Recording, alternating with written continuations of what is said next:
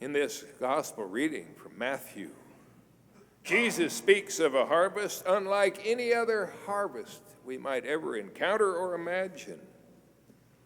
A harvest of souls. Souls that seem to have been abandoned like sheep without a shepherd. And Jesus laments the fact that there are so few laborers to gather this harvest into the kingdom of heaven. More helpers must be found. But can just anyone help with a harvest of souls? Well, let's address that question for a moment. There was a publican on that list of apostles just read from the gospel. Jesus chose a publican as one of his closest disciples, among those summoned to gather the harvest. We can imagine the Jews would object to Jesus choosing a publican to be one of his closest disciples. They couldn't believe that a publican could be an apostle, because a publican was a tax collector, a man who was considered by the Jews to be an extortionist. A Jew who sold out his own people by collecting taxes for the Romans and made a nice profit for himself in the process. What is there to love about this man? Such a man was held in contempt. Fishermen like Peter and his brother Andrew, the sons of Jonah, and James and his brother John, the sons of Zebedee, who struggled to make a living casting their nets into the Sea of Galilee in hopes of catching a few fish. They had to share what little they earned by selling fish with this publican. And before they could take their money to buy food, oil, whatever is needed by their families, they had to stop by the tax collector's booth, for his share came off the top, we might say. Unlikely, very unlikely that any publican gave those fishermen a break. If anything, he probably jacked up the tax to make more money for himself. And so, we might ask then, well, who was this hated individual, this publican, so held in contempt by his fellow Jews, but still chosen by Jesus to help with the harvest, a harvest of souls? Could it be that the soul of this man, this contemptible man, was held precious by Jesus? Could it be that his soul was to be part of the harvest? Perhaps the day had come, the day for this publican, so hated by his fellow Jews, this publican who had perhaps given little thought to his relationship with God. Perhaps his day had come. Might this be the day when God chose to shower his great love and forgiveness on this man? Well, let's follow the path of Jesus as he was walking along the shore of the Sea of Galilee that day. He was encountering all kinds of people. At one point, some men carried a paralytic up to him, asking that he be cured.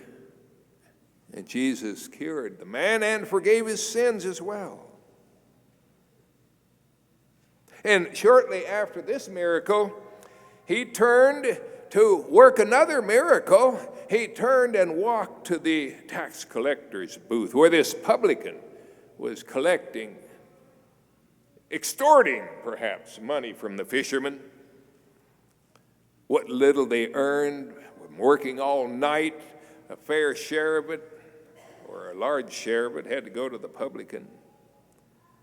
Jesus walked up to this man, looked him in the eye and said, "Follow me, follow me." What would Matthew do Yeah, you were wondering what his name was. What would Matthew do? In case you hadn't remembered, he was the tax collector among the apostles. The most important day of his life. Matthew was set to learn the most important lesson of his life. A lesson that he had to learn before he could ever help with the harvest, before he could ever offer forgiveness and mercy to his fellow men. He had to learn it. And our teacher is Jesus Christ. Our mentor, our example of forgiveness and mercy is Jesus Christ. Well, this man, this publican, perhaps scarcely knew God. He had to learn how to open his heart. Be open to the love of God, to the saving power of God. What would the response of Matthew be to this very simple request? Follow me. Would he give up his comfortable, prosperous life as a tax collector to go harvest souls? Would he give up his comfort to enter into a life that would promise nothing more than poverty and persecution and martyrdom in the end? Would this man who for years and years had felt only the hatred of his fellow men now enter a life to which he would be expected to bring forgiveness and mercy to his fellow Jews and announce to them that the kingdom of heaven is at hand? Kind of surprising, isn't it? Unless Scripture's leaving out something, kind of surprising, because Matthew left his tax collector booth and followed Jesus. From that moment, we never have any indication from Scripture that he looked back. His life was never the same. The earthly life of this publican did indeed end in martyrdom. As he went to the east after the death of Jesus, after the resurrection of Jesus, into Persia, into Ethiopia, and he was martyred as he preached the faith to pagans. He became part of God's harvest of souls. St. Matthew. The conversion of St. Matthew, once a hated publican and tax collector for the Romans, his conversion has been a great source of God's mercy for us as we read the Gospel of Matthew, as we meditate on the Gospel of Matthew, as we look at the example of this conversion experienced by Matthew. I have to say, though, that in that day and in that time when Matthew lived and Jesus walked the earth, the response of Matthew was a little bit unusual, especially among Pharisees and among Sadducees and some of the elite of the Jews. Jesus gave the opportunity to many people to open their hearts, to become laborers, bringing in the harvest of souls, and many rejected him. Not only did they reject him, but they sought to kill him. And in doing so, they brought about this greatest of mercies ever brought to us by Christ when he was nailed to the cross. The cross on which he gave his life for the salvation of souls. He harvested many souls when he died on that cross. He came to what was his own people. Many of them rejected him. They did not accept his mercy. They did not accept his forgiveness. And even on that hour, during that hour when mercy of God was showered upon the earth as never before and never since, even then, when Jesus died for them, many of them rejected his mercy. In one of the greatest paradoxes, perhaps, in all of history, we see this situation where those who had the greatest need for the mercy of God did not open their hearts, did not accept his mercy. And so Jesus was left dying on the cross and begging his Father to grant mercy to these who had rejected him. Father, forgive them, for they know not what they do. Amazing. What an example for us of mercy and forgiveness. But let's take one last moment.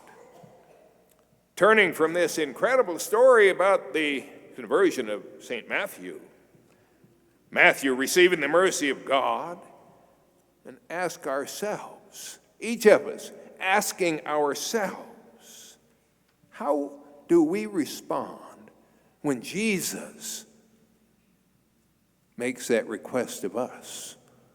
Follow me. Surely he's made that request many times in your lives.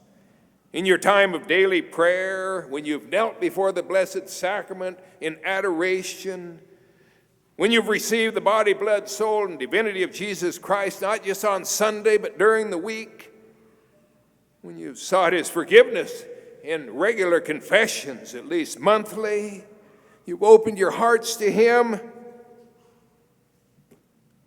Wait a minute. Have all of you done all those things? I have to say, looking back in my life, there was a time when I wasn't doing those things, when I wasn't open to that mercy, when I wasn't asking for that mercy. What if we've not offered our hearts and souls for the harvest? What about others we know who have not offered their hearts and souls for the harvest? Like St. Matthew.